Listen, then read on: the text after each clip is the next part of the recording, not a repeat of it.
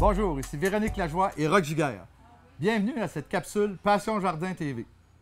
Aujourd'hui, on est dans un centre jardin et on va vous parler des graminées ornementales. On vous aide à démystifier ce grand groupe de végétaux et en plus, on en profite pour vous partager quelques-uns de nos coups de cœur.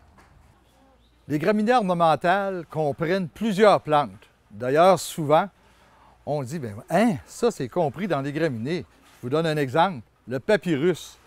Autrement dit, toutes les plantes laissées pour compte qui font souvent des petites touffes comme ça, on les a classées dans ce grand groupe-là qu'on appelle communément les graminées. Il y en a deux sortes, deux principaux groupes. Alors, il y a des graminées vivaces et il y a des graminées annuelles. Alors, les graminées vivaces, on va parler des miscanthus, on va parler des calamagrostis, on va parler des noms assez compliqués. Hein? Mais ça ne fait rien, vous allez voir, ça va être facile.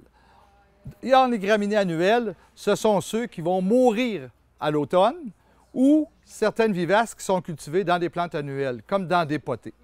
Alors, on va parler des pénicilliums, on va parler des millets, on va parler d'un paquet d'autres plantes aussi qui peuvent être mis et intégrés dans les arrangements en potée. Alors, en premier, on va parler des graminées annuelles. Les graminées annuelles nous donnent un aspect soit très léger ou soit très structural selon leur part.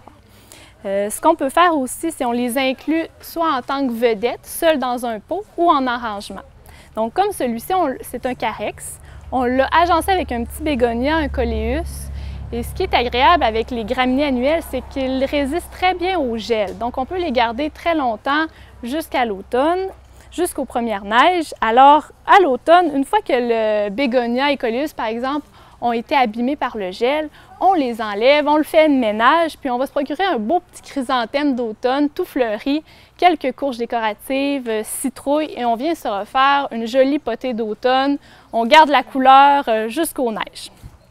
Voici quelques coups de cœur que je vous ai apportés.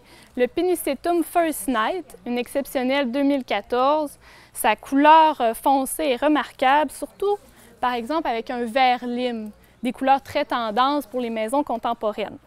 Encore une fois, on a toutes les Pennisetum qui vont faire de jolis plumeaux dans le blanc et vert, le rouge qui est très frappant. Et un petit dernier, le Carex Evergold, je le mixerais par exemple avec soit du mauve pour être plus flash ou plus zen, un petit blanc. Et en plus, il est vivace chez nous. Donc, très intéressant.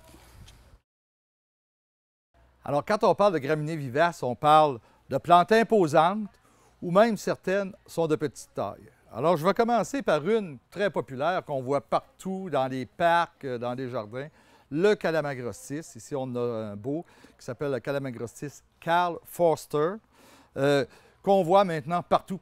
Si vous le voyez, là, avec cet épi-là, là, vous pouvez en faire la référence, là, que vous l'avez vu dans des parcs, dans des centres d'achat, etc. Dans la même famille, alors, quand ils sont jeunes, bien, on voit, hein, c'est juste du foin. Alors ici, d'ailleurs, le chien-dent, c'est une graminée vivace. Alors ici, on en voit un, il est panaché. Alors, il est déjà décoratif, même s'il est petit. Alors ici, le calamagrostis Overdam. On a le géant des graminées vivaces, qui est le miscanthus. Alors, c'est là où je vous amène à... Bon, bien, vous voyez ce plan-là, vous allez dire, ah, c'est petit, c'est pas vrai ce qui marque 2 mètres de hauteur, 1 mètre de largeur. Bien non, ça ne peut pas. Oui, il va l'atteindre. Et il n'est pas envahissant. C'est vrai, l'envahissement, c'est quelque chose qui fait peur parce que les premières graminées qu'on a vendues étaient envahissantes, mais toutes les graminées qu'on vous montre aujourd'hui ne sont pas envahissantes, comme ce beau miscanthus-là. Une graminée qui est aussi décorative par son feuillage, pas par ses fleurs. Alors ici, on a Imperatra cylindrica Red Baron. Alors on voit, le feuillage ici devient tout rougeâtre. Imaginez-vous si vous en avez une d'environ 60 cm de diamètre, 2 pieds. Alors la beauté de cette plante-là. On a ici une graminée feuillage bleu, la fétuque bleue, une plante qui fait des petits épis floraux, mais qui est surtout recherchée pour son feuillage. Et ma préférée dans les jardins, la Conoclea, ici Macra aureola. Alors, vous voyez ici la panachure. Et ce qui est plaisant, c'est que cette plante-là va à l'ombre. Et elles sont toutes rustiques au Québec. Alors, qu'est-ce qu'on met durant l'été durant l'été, il faut mettre un paillis pour conserver l'humidité. Parce que comme le gazon, c'est une plante qui demande une certaine humidité. Protection hivernale? Oui, ils en ont besoin. Alors, qu'est-ce qu'on fait? On laisse le chaume. Le chaume va sécher, va se rabattre sur la tale, va garder la neige et va empêcher le verglas ou la pluie d'atteindre le centre du plant et faire ce qu'on appelle un éclatement.